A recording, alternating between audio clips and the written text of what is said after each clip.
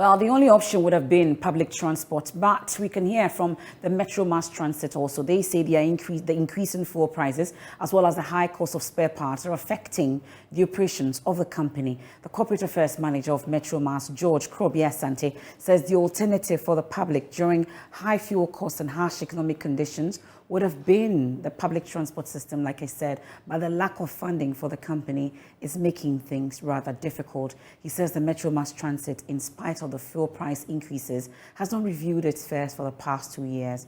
Richard Kujonyako visited the Metro Mass Transport yard and interacted with management of the company.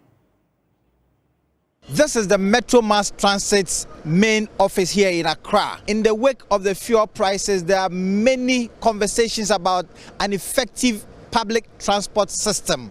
How effective is our public transport? The Corporate Affairs Manager of Metro Mass, George Krobi-Asante, to discuss with him how this place is being run, whether they have an effective fleet, what challenges do they have?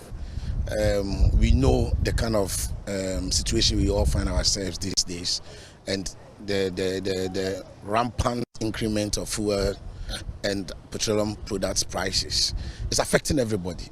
It's affecting travelers, it's affecting everybody, market women and what have you. So it's about time we need to pay serious attention to public transport such as ours. And for instance, in Metro Mass, since these fuel prices started changing, we've not reviewed our fares.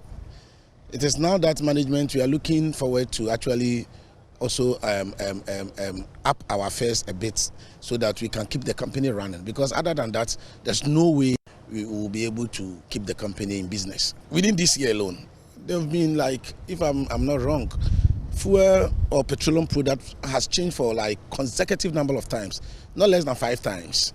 And we've not reviewed our fares. We're still taking the old fares. And when, most times when people are talking about transport, we make it appear as if we are only affected by a change in prices of just fuel. Fuel is just one component of our operation. We have other components such as lubricants, the oils we use, spare parts, and all of these things have gone up. Every aspect, every component of our operation have gone up.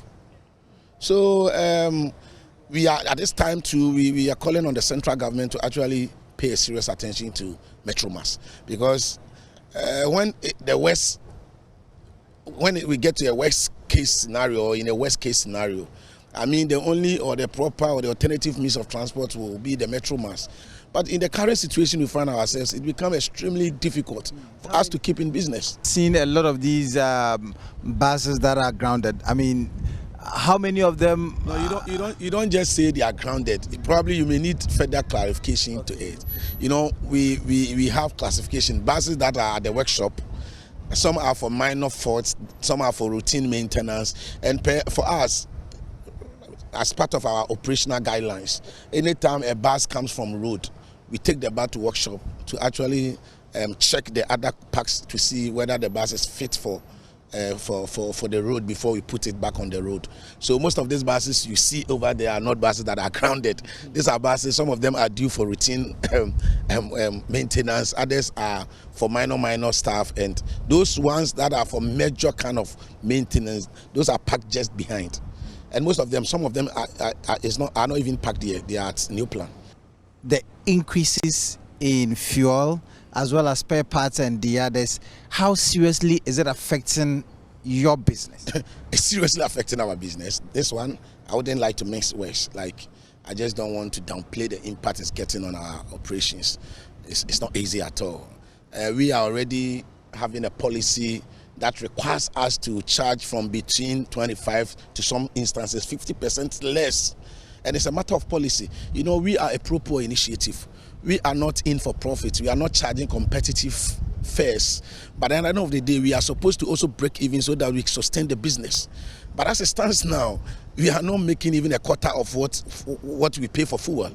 And I know in the coming days, if you should hear Metro Mass increasing our fares a bit, I believe well that our cherished travelers or the commuting population should not be worried or be surprised.